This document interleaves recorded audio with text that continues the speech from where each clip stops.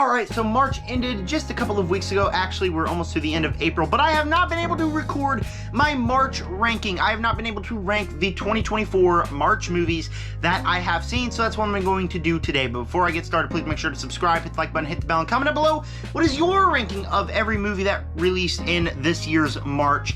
I want to know all that and more. And with that said, let's get started talking about last place, which is Imaginary. Now, this was a movie that genuinely I didn't have any real anticipation for.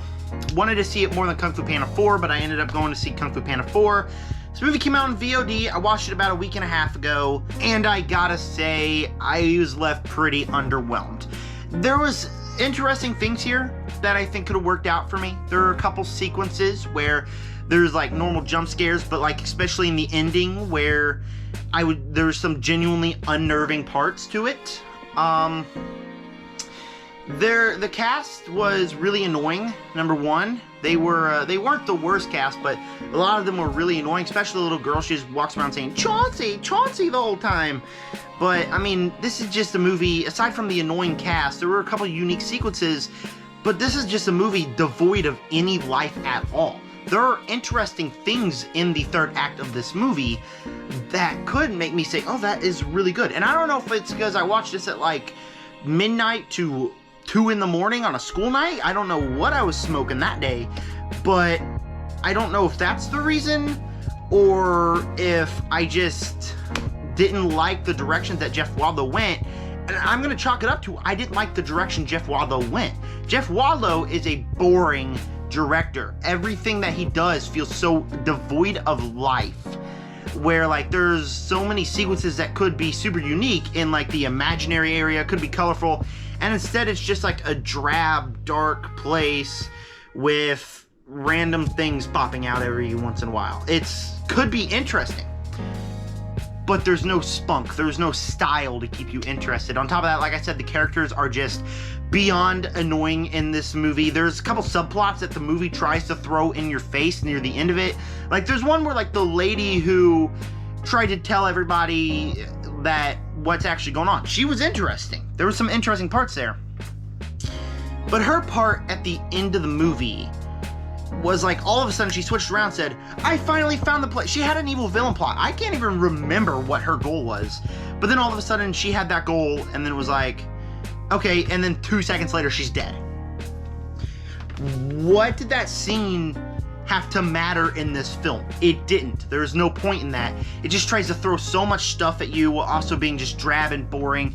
So a movie that I expected to be bad, I'd say it's better than I thought it would be. There's some things in here that I don't mind, but overall it's just a drab and devoid of life film. Next up, we got Kung Fu Panda 4. This is a movie that is just super unnecessary as a sequel. I didn't watch the original trilogy since I was a kid. I rewatched it before I watched this movie, and they're fine. They're not my favorite movies, but they're decent enough. The second and third one I think are really, really good. So there's a lot of really, really good parts of those movies, but this one shouldn't have been out. Kung Fu Panda 3 was a perfect ending to the trilogy, and while this movie has fun set pieces, a typical plot that it's entertaining, the movie as a whole is just like, okay, this is unnecessary. The whole thing about the movie is Po trying to become more than the Dragon Warrior, trying to become a teacher, a wise guy, which was the whole plot of Kung Fu Panda 3. So there was no reason for Kung Fu Panda 4 to come out. And just like the way he picks a new Dragon Warrior, I'm not really fond of. In the third act, there's some things here that could make for some pretty good character arcs, especially with Tai Lung, where Tai Lung's just sitting there bad-mouthing bad-mouthing Po, and all of a sudden the villain gets defeated, but not by Po, because Awkwafina's character defeats her, and Tai Lung walks up to him like, you're not that bad. Po didn't do anything. Po did not do a single thing in that final battle. So it's just a poorly written movie. It's rarely entertaining. It's just a very unnecessary sequel to this franchise that I just left a huge sour taste in the mouth. I was not a big fan of this movie, and so It's just a movie that I wish didn't exist. In 6th place, we got Ghostbusters Frozen Empire. This is a movie that the last 45 minutes are an absolute blast. The ghost is one of the best ghosts in this franchise. There's all the Ghostbusters fun action stuff that you want in the Ghostbusters movie. But the first hour and 15 minutes of the movie feel like a video game. What I mean from that is that it's a group of characters going to another character where he tells them a side quest they gotta do, and it's just that for an hour and 15 minutes, while also slowly kind of in the background the main plot is progressing. It feels like the background was the third or fourth subplot of this movie. That's what it felt like for the first hour and 15 minutes. So when we get to the Ghostbusters action that you go into this movie wanting to see, it's entertaining. It's fun. But you gotta spend so much time just going from place to place. Alright, so here's what you need to do. You need to do this and this and this, and rarely did the characters actually ever do anything. It feels like in a video game where you just want to progress the main story, and then after that, where nothing matters, you just all of a sudden want to, hey, let's go do some subplots. I still want to play this game. That's what it felt like it was setting up from the first hour and 15 minutes. So while there's stuff entertaining in the third act, it's definitely one of my least favorite Ghostbusters films. Also, the characters are just not good in this movie at all. Phoebe McKenna Grace's character was so unlikable in this movie. Like, all of a sudden she was like, hey, I met a new ghost friend, and the ghost friend just manipulates her, which is so out of character for her character. And so it really does not work all that well. Like I said, once a Ghostbusters film, it's entertaining. But for the majority of the film, it's just, hey, enjoy us while we go on these side quests. Number 5, Damsel. Now this is where I'm starting to go pretty positive on the movies. I say Damsel is pretty good. And I think this is just a Netflix movie, a typical Netflix movie that is just there. You can check it out. Have fun. There you go. It's a typical Netflix movie. It's got Millie Bobby Brown. I like her as an actress. I think she's fine. She's good as an actress. It's got a fine plot. It's a typical plot. Character gets thrown down into the cave. Dragon chases her. It's a fun hour and 40-minute movie to watch on a Saturday. This is exactly what I describe a streaming movie to be. Exactly what I want streaming movies to be. Big actress. Fun little movie. Dropped on Netflix to watch on a Saturday. You don't gotta go anywhere. All you gotta do is stay home and check out this movie. And that's what I did, and I thought it was fine for that. The visuals were pretty good. It's just, there's not much to say about this movie because you get movies about this kind of plot all the time, but this is one of those better versions of it. I wasn't bored. Like I said, streaming movie, I checked it out, it was entertaining enough, and it's fine. And now entering my top 4, these are 4 movies right here that they get my Zachary Movie Chat must-see seal of approval. I really liked all 4 of these movies. I feel like if you like them, you must see them. 4 is more of a movie like, if you like streaming movies, if you're looking for a movie to watch on streaming, it's a highly recommend. Number 3 is a movie that, for its type of audience, I highly recommend. I'm the type of audience, but it's not going to be for everyone. And 2 and 1 are just movies that, they're just fantastic. I mean, they're just really good. Number 4, I'm going with Jake Gyllenhaal's Roadhouse remake. If you're a fan of the first Roadhouse, you're probably not going to be the biggest fan of this one. I mean, obviously, I haven't seen the first Roadhouse, but as someone who doesn't know what the story of Roadhouse is, who doesn't have any personal connection to the story of Roadhouse, I thought this should just be a very fun streaming movie. I sat down, I watched the action sequences happen, and the action sequences were really explosive, really good, always framed in a way that I have not seen them before, and it's just really cool to watch. Jake Gyllenhaal, one of the best actors of our time. Everybody else in the movie is great. Let's talk about Conor McGregor, who is a flippin' beast in this movie. He is extraordinarily awesome. He is freaking sane in this movie, and I loved him for it. This is just a movie that if you're sitting down looking for a movie to watch at home and something you haven't seen before, this is a movie that I highly recommend. It's just an entertaining movie, exactly what I feel like movies should be. Movies are meant to entertain. This is one that's severely entertained. Like, the moment it's over, I'm like, I want to watch that again. That was fun. And it was really fun. And so it succeeded its goal for there. None of the characters act like real people, honestly. Like, none of them fully do anything that real rational character would do, but that doesn't matter because it's a fun movie. It's something to watch that you'll enjoy. Something like my number 2 in this ranking, but I really did dig this movie, and it's kind of a highly recommend for me. Third place, I'm going with Immaculate. This was a movie that once it came out, the internet was going back crazy over this because either this is a movie where the ending will make you love it or the ending will make you hate it. The ending made me love it. I am not the biggest fan of Nun horror movies. I find the Nun franchise inside of the Conjuring franchise to be fine, but it's not necessarily my type of horror film. But I felt like the first, I'd say, hour and 10 are pretty interesting. I was entertained by it. The movie was making me ask questions that I really desperately wanted the answers to, and that is exactly what a movie should do like this.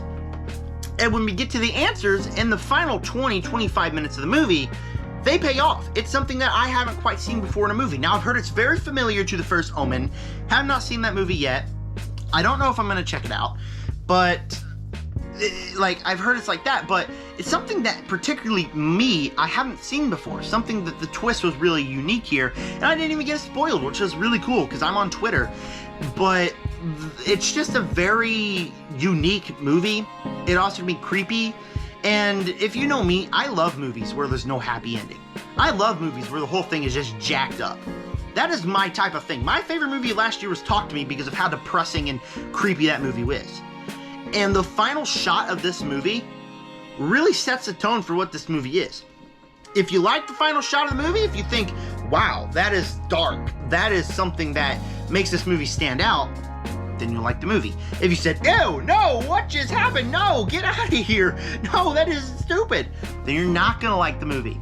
For me, I thought that was unique, and I thought it just adds to the tone that the movie was trying to go. I thought that this was a very solid horror film. With this and Abigail, obviously we've had stinkers like Night Swim and Imaginary, but there's some solid horror movies coming out so far this year, and Immaculate is a movie that I'd say, go check out. I think it's really, really good. If you're into horror movies, if you like movies like this, and you really like messed up movies, I'd highly recommend you go check it out. Number 2, Godzilla x Kong, The New Empire. Like we were talking about with Roadhouse, this movie is just one that, if you, it's meant to be a movie where you're just entertained. This one makes even less sense than Roadhouse. This one has not a single character arc or anything that absolutely makes sense. You're left scratching your head. Oh, the character, why didn't they just do this? How do you got a giant robot hand? How did this happen? How did this happen? Does the movie care? No, which is good. The reason that I felt like Godzilla vs. Kong was disappointing was because it's a movie that is like this, nothing makes sense, but it takes itself way too seriously. This movie learns from that and decides, hey, nothing makes sense, but no, it doesn't matter.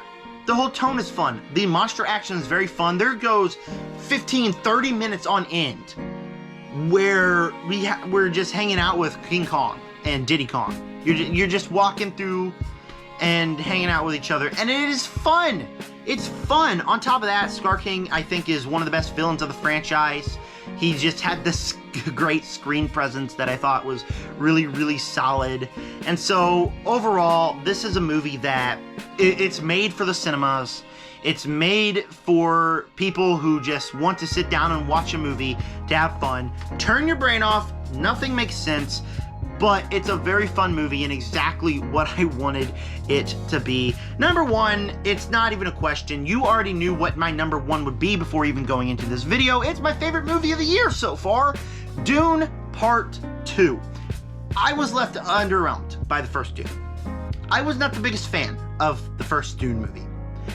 And Dune Part 2, the moment I stepped in that theater, the moment I walked out, I was blown away.